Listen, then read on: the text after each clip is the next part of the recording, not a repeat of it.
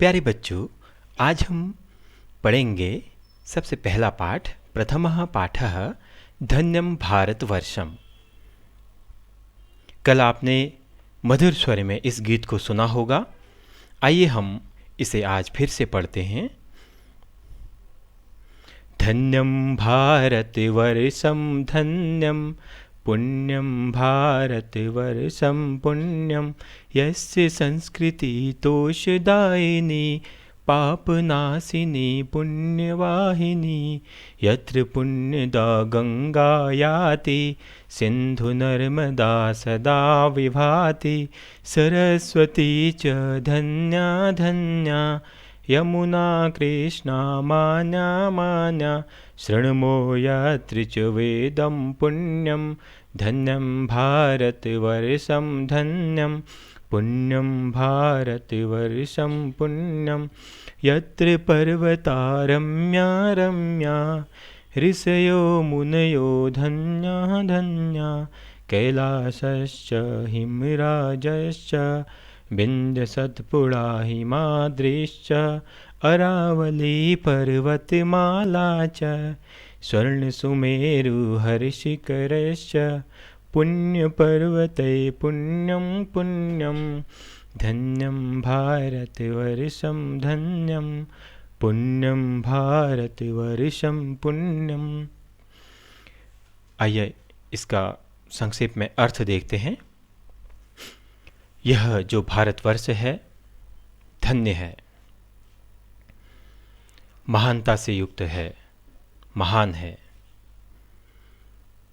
क्योंकि यह पवित्र है। इसमें ज्ञान की पवित्रता है, इसमें विज्ञान की पवित्रता है। इसलिए हम इस भारत देश में निवास करते हैं। हम भी धन्य हैं, भारतवासी भी धन्य हैं।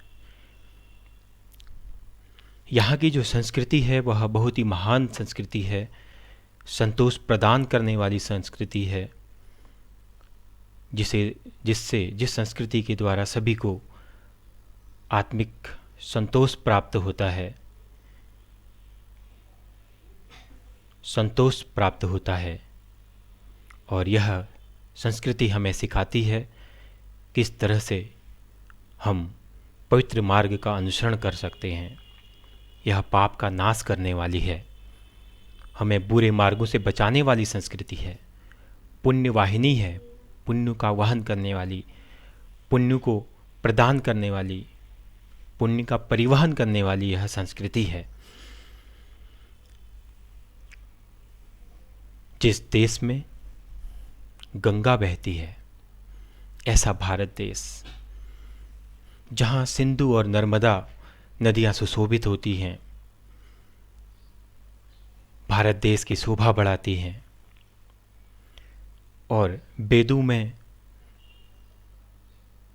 पवित्र नदी के नाम से जाने जाने वाली सरस्वती नदी जिस भारत देश में बहती है, ऐसा भारत देश धन्य है।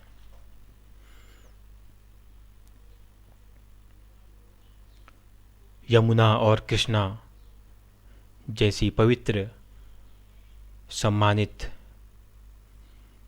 पूजनीय नदियां इस देश में बहती है। यह देश जहां हम पवित्र वेदों की ध्वनियों को सुनते हैं, जिस देश में पवित्र वेदों का उच्चारण होता है, जिस देश को पवित्र वेदों ने अपने ज्ञान विज्ञान के स्वरों से सिंचित कर रखा है, ऐसा भारत देश धन्य है। ऐसे भारत देश पवित्रता से युक्त है, जहाँ रमणीय पर्वत आच्छादित हैं, चारों ओर सुंदर सुंदर पर्वत हैं, और उन पर्वतों पर महान तपस्वी ऋषि मुनि तपस्या करते हैं, साधना करते हैं। ऐसे पर्वतों पर साधना करने वाले ये ऋषि मुनि भी धन्य हैं। कैलाश, हिमालय, विंध्य, सतपुड़ा, हिमाद्री, अरावली जैसी पर्वतमालाएं इस देश की सुंदरता को बढ़ाते हैं। ये पवित्र पहाड़ियाँ हैं, पर्वतमालाएं हैं,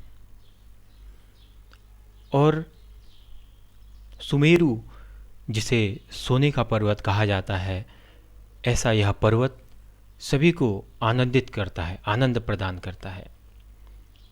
इसमें हिमराज, हिमाद्री,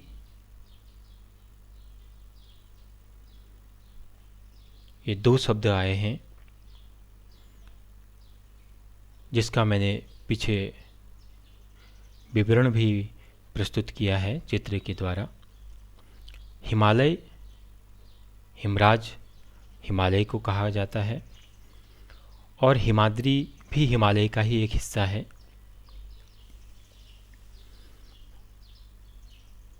तो ऐसे पवित्र पर्वत इस भारत की पवित्रता को और भी बढ़ा देते हैं। ऐसे पवित्र पर्वतों की परिक्रमा करना, दर्शन करना, यात्रा करना हमारे देश में पवित्र कार्य माना जाता है, पुण्य का कार्य माना जाता है। ऐसा भारत देश धन्य है, पवित्र है। ऐसे पवित्र भारत देश में निवास करने वाले हम भारतीय भी धन्य हैं।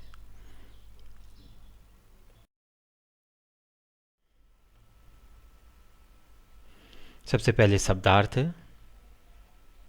तोषदायिनी का तात्पर्य है संतोष प्रदान करने वाली, पुण्यदा पुण्य देने वाली, विभाति सुशोभित होती है, धन्यः धन्य है, मान्यः आदरणीय, रम्यः रमणीय, पर्वतमाला पर्वत श्रृंखला। शृणुमः सुनते हैं, हिमाद्री हिमालय, याति जाती है, पुण्यम पवित्र, धन्यम धन्य है या सराहनीय महानता से युक्त जो है उन सबको धन्य है कहते हैं। पुण्यवाहिनी पवित्रता की वाहिका जो पवित्रता प्रदान करती है। आइए अब इसका भावार्थ देखते हैं। इस गीत में कवि महान भारतवर्ष का वर्णन करते हुए कहता है कि भारतवर्ष धन्य है, प्रशंसनीय है, इसकी जितनी सराहना की जाए वह कम है, यह पवित्रता से युक्त है। भारत भूमि संपूर्ण विश्व में सबसे पवित्र माना जाता है। यहाँ पर अनेक देवी देवताओं ने अवतार लिया, इसलिए इस भूमि को पवित्र कहा जाता है। भारत की जो संस्कृति है वह संतोष प्रदान करने वाली, पाप का नाश करने वाली और पुण्य की वाहिका है।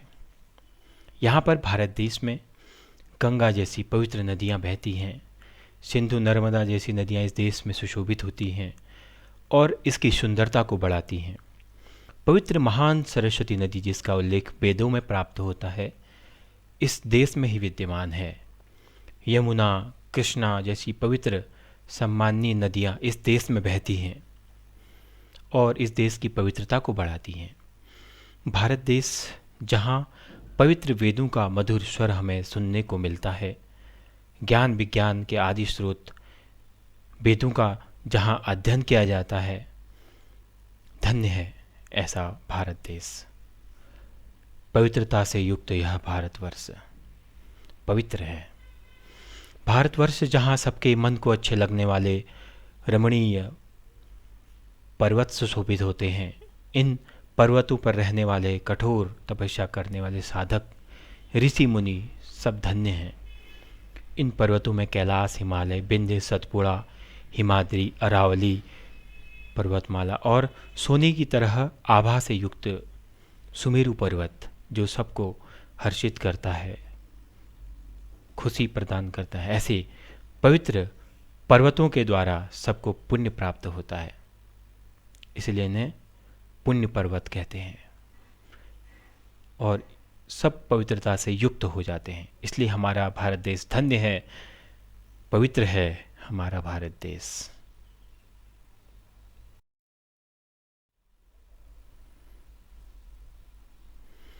कैलाश पर्वत कुछ इस तरह का तिब्बत में स्थित एक पर्वत श्रेणी है।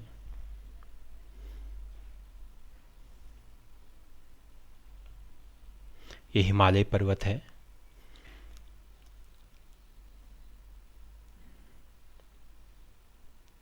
इसी का एक भाग कैलाश भी है।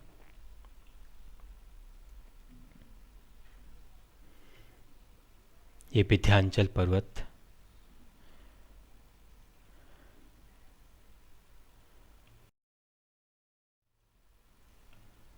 इसके बारे में आप पढ़ लीजिएगा, वीडियो बहुत लंबी हो जाएगी यदि मैं इनको भी पढ़ूंगा तो।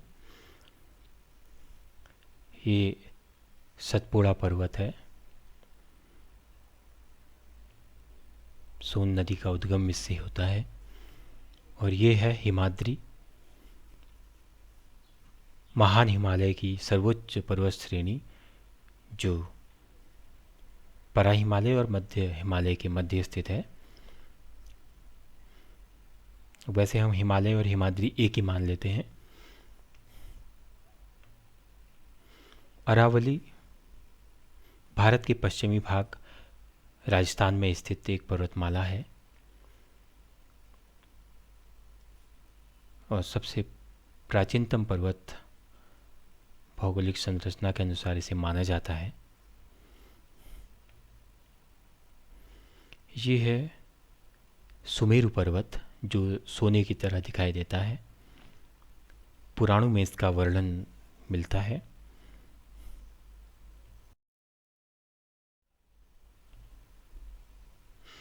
अभ्यास। एतत् गीतम सस्वरम गायत। इसके लिए मैंने आपको कल कहा था वीडियो देखने के लिए, उसका लिंक यहाँ पर दे रहा हूँ। आप कभी भी इसे सुन सकते हैं, देख सकते हैं। बहुत मधुर स्वर में इसे गाया गया है। हमारे उत्तराखंड के राज्य शैक्षणिक अनुसंधान परिषद के द्वारा विकसित है यह।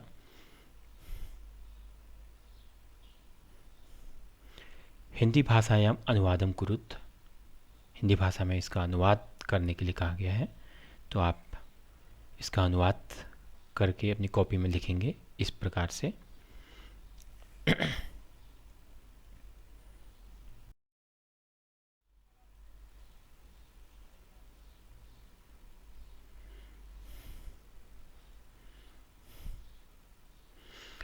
पाठ के आधार पर इन्हें जोड़ना है संज्ञा पदों के साथ में जो विशेषण पद हैं, कुछ इस प्रकार से। उत्तर लिखने हैं। ये प्रश्न है, कस्य संस्कृति तुष्टायनी अस्ति वयम पुण्यम वेदम कुत्र शृणुमः अत्रत्याः पर्वताः कीदृशाः सन्ति पाठे वर्णितानि पंच पर्वत नामानि लिखत। इस प्रकार से इनके उत्तर हैं।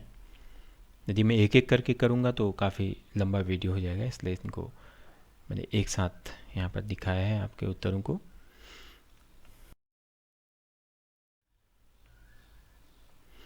पाठे वारद्वयं प्रोक्तान् शब्दान् लिखत यथा धन्यम धन्यम। कुछ शब्द इस प्रकार से हैं पाठ में। अगला और अंतिम प्रश्न, शुद्ध शब्द को रेखांकित करने के लिए कहा गया है, जैसे तुष्टायनी को। तो जो शुद्ध शब्द हैं इस प्रकार से हैं, तो आप इनको समझ लें और अपनी कॉपी में लिखें और याद करें। धन्यवाद।